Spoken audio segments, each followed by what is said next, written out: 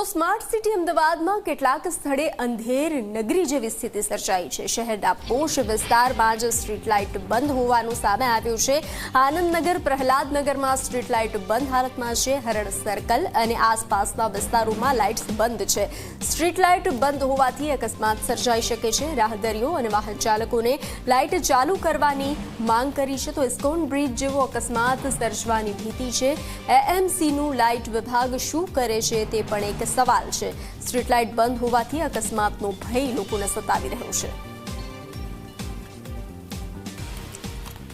Time થયેલો છતાં અંધારું રોડ ઉપર એટલે સ્ટ્રીટ લાઇટો ચાલુ છે નહીં એટલે કોઈ વ્હીકલ નીકળે કે માણસ કંઈ ખ્યાલ આવતો નથી અને અકસ્માત થવાની સંભાવના પૂરેપૂરી રહેલી છે। એટલે અંગે અમદાવાદ મ્યુનિસિપલ કોર્પોરેશન દ્વારા આ લાઇટો ટાઈમ પ્રમાણે ચાલુ રહે એ જરૂરી છે। નહીં ઇસ્કોન બ્રિજ પર જે અકસ્માત થયેલો છે તાજેતરમાં એવી ઘટનાઓ થવાની સંભાવના રહેલી પણ આ એક બે દિવસથી બંધ છે લાઇટો ના સતત આ જ પરિસ્થિતિ છે છેલ્લા સમયથી।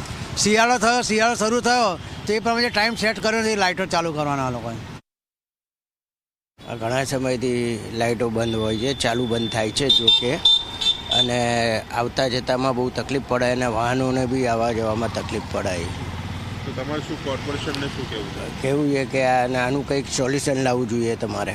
આ બંધ લાઇટથી આમ થાય શું આવવા જવામાં તકલીફ પડે, કંઈક જવામાં સામેથી કયું વાહન આવી ગયું એકદમ ખબર ના પડે, એક્સિડન્ટ બી થઈ જાય, રસ્તામાં ખાડા હોય વાહનો બી ને તકલીફ પડે।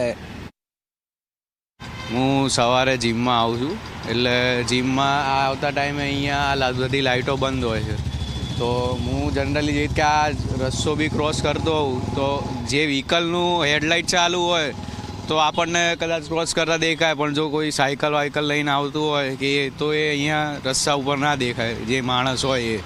તો સ્ટ્રીટ લાઇટ ચાલુ હોય તો એ હેલ્પ કરી શકે કે અમને જજ કરતા કે કોઈ માણસ આવી રહ્યું હોય કે નહીં, એટલે એ ચાલુ હોય તો સારું। ઘણા સમયથી જોતા હશો તમે? હા, 2-3 દિવસથી તો જોઉં છું। 2-3 દિવસ? હા। તો ક્યાંક એએમસી ધ્યાન નથી આપતું એ પણ કહેવાય ખરા? હા, એટલે એએમસી પર એવું કોઈ છે નહીં, પણ ચાલુ કરી દે તો વાંધો નહીં।